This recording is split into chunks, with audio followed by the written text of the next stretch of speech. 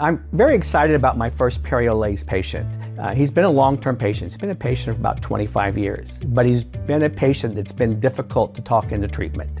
If it didn't hurt, then he didn't want any treatment. But when he got this loose tooth, which was right in the, kind of in the front where everybody could see it, he started getting concerned.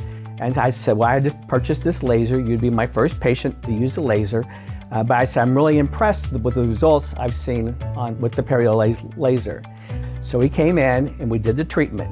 At the 2-week post-op, I went to check the mobility of the tooth and he said, don't touch my tooth. It doesn't move anymore. And I said, I have to check it. I have to know there was absolutely no mobility in that tooth. 1 year later now, he has regrown all the bone that he had lost.